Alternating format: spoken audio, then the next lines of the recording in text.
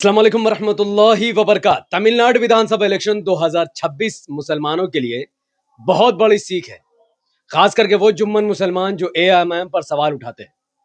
तमिलनाडु में नई बनी हुई पार्टी, एकदम नई पार्टी, विजय थलापति की पार्टी टीवीके अब मजबूती से सरकार बनाने वाली है और उस सरकार का कोई किंग मेकर होगा तो वह एक मुस्लिम की पार्टी है, इंडियन यूनियन मुस्लिम लीग, जिनके बिना तमिलनाडु में फिलहाल सरकार बनती हुई नहीं दिख रही।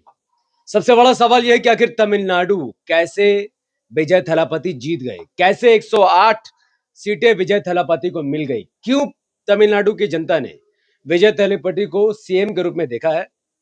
विस्तार से इसके बारे में चर्चा करेंगे, लेकिन पहले जानते हैं रिजल्ट और उसके परिणाम और वोट शेयर। तमिलनाडु में कुल 234 विधानसभा की सीटें हैं और इन 234 सीटों में तमिलनाडु की नई नवेली पार्टी टीवीके ने 108 सीटें जीतकर इतिहास दर्ज कर दिया है। यानी 2 साल पहले विजय थलापति ने एक पार्टी बनाई और वो पॉलिटिकल पार्टी तमिलनाडु के पहले ही इलेक्शन में 108 सीटें जीतकर इतिहास दर्ज कर देती है। वहीं डीएमके जो सत्तारूढ़ पार्टी थी वहां की, एमके स्टालिन जी की पार्टी 59 सीटों पर सिमट गई। एडीएमके जो इंडिया अलायंस वाली पार्टी थी वो 47 सीटों पर आ गई। कांग्रेस 5 सीटें वहां पर जीती, पीएमके 4, इंडियन यूनियन मुस्लिम लीग 2 और सीपीआई 2। अब यहां पर सरकार बनाने के लिए 118 सीटों की जरूरत है एंड टीवीके के पास यानी विजय थलापति के पास 108 सीटें हैं। उनको सरकार बनाने के लिए 10 सीटों की जरूरत है और कांग्रेस से उन्होंने समर्थन मांगा है। तो कांग्रेस के 5, इंडियन यूनियन मुस्लिम लीग नाम की पार्टी जो मुसलमानों की नेतृत्व की बात करती है, उनको भी 2 सीटें, सीपीआई के 2 सीट और पीएमके के 4, ये लोग मिलकर तमिलनाडु में सरकार बनाने की तैयारी कर रहे हैं। यानी तमिलनाडु के कई सारे किंग मेकर है, उसमें से एक है इंडियन यूनियन मुस्लिम लीग। अब यहां मैं पश्चिम बंगाल, उत्तर प्रदेश, बिहार, असम तो नहीं, गुजरात, महाराष्ट्र के मुसलमानों से, यूपी के मुसलमानों से पूछता हूं कि तमिलनाडु में क्या ऑप्शंस नहीं थे। कांग्रेस, डीएमके, टीवीके, एडीएमके, कई सारी पार्टियां थी जिनको मुसलमान अपना वोट दे सकते थे।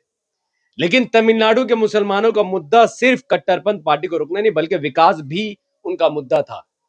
वो चाहते तो इंडियन यूनियन मुस्लिम लीग को बी टीम कहकर खत्म कर देते और अपना पूरा वोट कांग्रेस को देते, लेकिन हाथ उनके कुछ नहीं लगता। लेकिन उन्होंने इंडियन यूनियन मुस्लिम लीग के 2 मुस्लिम नेताओं को कामयाब किया और आज वो 2 नेता किंगमेकर बनकर तमिलनाडु में सरकार बनाने की तैयारी कर रहे हैं। ये फर्क है सोच में, और ये सोच आता है एडुकेशन की वजह से, लिटरेसी रेट की वजह से, समझ की वजह से और नीडर होने की वजह से। जहां जहां मुसलमानों ने बीजेपी को रोकने की कोशिश की, वहां वहां बीजेपी की सरकार बनी और वहां के मुसलमान मार खा रहे हैं। और जहां मुसलमानों ने अपने नेतृत्व को देखा, अपने डेवलपमेंट को देखा, किसी को हराने के चक्कर में नहीं गए, वहां मुसलमान आबाद है, चाहे वो तमिलनाडु हो या फिर केरला। केरला में भी इंडियन यूनियन मुस्लिम लीग ने 22 सीटें जीतकर इतिहास दर्ज कर दिया है। केरला में मुसलमानों के पास ऑप्शन नहीं था, कांग्रेस, सीपीएम, फिर उन्होंने क्यों इंडियन यूनियन मुस्लिम लीग का साथ दिया? वो चाहते तो कांग्रेस और सीपीएम में अपने वोट दे देते, लेकिन उनको मकसद किसी को हराना नहीं था, बल्कि अपना डेवलपमेंट करना था, अपना नेतृत्व, अपना आवाज और अपनी पावर को दिखाना था। और उन्होंने बखूबी दिखाया है। ना केरला में मुसलमान मार खा रहे हैं, नहीं तमिलनाडु में। तो यूपी, बिहार, महाराष्ट्र और मध्य प्रदेश, पश्चिम बंगाल के, गुजरात के मुसलमानों को सीखनी चाहिए। ऐसी होती है राजनीति। पूरे तमिलनाडु में विजय थलापति की पार्टी टीवीके को 34.92%, 1,72,26,200 वोट मिला है, जो डीएमके से करीबन 60 लाख वोट ज्यादा है। इतना बड़ा मैंडेट। तो सवाल यह है कि आखिर तमिलनाडु में ऐसा क्या दिखा विजय थलापति को कि तमिलनाडु के लोगों ने भर भर कर विजय थलापति को वोट दिया। कई लोगों को यह गलतफहमी हो सकती है कि विजय थलापति को इसलिए वोट दिया गया क्योंकि वो बहुत मशहूर एक्टर है, बहुत बड़े कलाकार हैं और करप्शन के मुद्दे पर मूवी बनाए। ये एक तरफा बात है, इससे 5% उनको फायदा मिला है, पूरा नहीं। मेन रीजन है उनकी सेक्युलर वाली छवि, और दूसरा सबसे बड़ा रीजन है जो वादे उन्होंने किए। उनके वादे सुनेंगे तो आपका होश फाख्ता हो जाएगा। विजय थलापति ने इलेक्शन से पहले तमिलनाडु की जनता से वादे किए कि अगर उनकी सरकार बनेगी तो जिस घर में भी शादी होगा उस लड़की को 8 ग्राम सोना दिया जाएगा, 8 ग्राम गोल्ड। अगर उनकी सरकार बनी तो 2,500 रुपए तमिलनाडु के हर महिला को दिए जाएंगे, 4,000 रुपए हर बेरोजगार युवा को मिलेगा, 15,000 रुपए हर बच्चे पर सालाना खर्च किए जाएंगे। जिन लोगों ने डिप्लोमा किया उन्हें 2,000 महीने दिए जाएंगे। हर घर हर परिवार को हर साल 6 एलपीजी गैस सिलेंडर सरकार की तरफ से दिए जाएंगे। 25 लाख रुपए हर फैमिली को हेल्थ इंश्योरेंस दिया जाएगा। तमिलनाडु के हर महिलाओं के लिए बस सर्विस को फ्री कर दिया जाएगा। तमिलनाडु के हर महिला को फ्री सैनिटरी पैड्स और 5 लाख रुपए इंटरेस्ट फ्री लोन दिए जाएंगे कारोबार और पढ़ाई के लिए। तो ये जो इतने बड़े बड़े वादे कौन कर रहा था? मोदी जी नहीं कर रहे थे, स्टालिन नहीं कर रहे थे, वो थे विजय थालापति, जो आज भारत का सबसे सेक्युलर नेता है, जो हिंदू मुस्लिम नहीं करता, बीजेपी के आइडियोलॉजी को पूरी तरीके से नकारता है।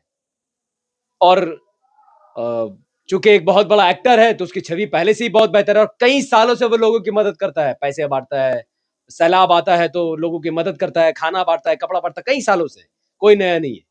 तो एक बहुत सालों की मेहनत और 2 साल पहले बनी पार्टी और ये वादे 11 बड़े महत्वपूर्ण वादों के बाद विजय थलापति को तमिलनाडु की जनता ने 108 विधानसभा की सीटों पर जीत दर्ज करवाई है। और एक सीट तो ऐसी थी जहां पर विजय थालापति महज एक सीट से उनकी पार्टी, एक वोट से उनकी पार्टी जीती है। ये एक वोट की ताकत है। जो कहते हैं एक वोट से क्या होगा, देखो एक वोट से ये होता है, एक वोट से कोई हार जाता है और कोई जीत जाता है। और आज अगर थलापति सरकार बनाएंगे तो वो एक वोट की वजह से बनाएंगे। ये एक वोट की ताकत है, एक वोट जो विजय थलापति उनकी पार्टी को मिली है। तो कांग्रेचुलेशन विजय थलापति। तो देखिए, सरकार बनाने के लिए 118 सीट की जरूरत है और प्रोबेबली विजय थलापति की party TVK 108, Congress 5, left 4, PMK 4 और इंडियन यूनियन मुस्लिम लीग मिलाकर 123 सीट होते हैं। और 123 सीट के साथ भारी बहुमत से विजय थलापति नई अलायंस के साथ सरकार बनाएंगे और तमिलनाडु के भविष्य को पहले से बेहतर करेंगे। और साथ ही ये भी हो सकता है कि वो इंडियन यूनियन मुस्लिम लीग में से किसी को डिप्टी सीएम या फिर कोई मंत्री बना दे, जिससे जुम्मनों के पेट में और ज्यादा दर्द शुरू हो जाए। मुझे यकीन है कि इस वीडियो से जुम्मन को कुछ सीखने को नहीं मिलेगा, उनके पेट में दर्द चालू हो जाएगा। उनको लगेगा कि यार ये क्या हो रहा है। देखो बाबू, Congress, TMC, CPM, RJD, RJD और एसपी, बीएसपी, अब बीजेपी को ये लोग नहीं रोक सकते। अब तुम अपना देखो, तुमको क्या करना है। या तो एमआईएम को वोट दो, और अगर तुमने उन पार्टियों को वोट दिया जो पार्टी बीजेपी को नहीं हरा सकती, तो बीजेपी आने के बाद तुम्हारी बैंड बजाएगी। इस चीज को अगर तुम समझ गए तो ठीक, नहीं समझे तो 70 साल तक कुटे जाओगे। क्योंकि 15 सालों में यही कल्चर रहा है, 15 सालों में यही ट्रेंड रहा है। इसको बदल पाना नामुमकिन दिख रहा है। 30 सालों तक बीजेपी को रोक पाना बहुत मुश्किल दिख रहा है। हर इलेक्शन में तुमको ऐसे दिखाया जाएगा राहुल गांधी अब बीजेपी को रोक लेगा, पर बीजेपी रोकने वाली नहीं।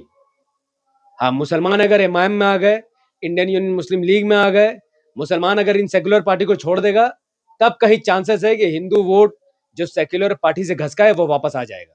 अदरवाइज मुसलमान खुद भी बर्बाद हो रहा है और सेक्युलर पार्टियों को भी बर्बाद कर रहा है। ये रियलिटी है। जो समझ गया वो ठीक, जो नहीं समझा वो जुम्मन।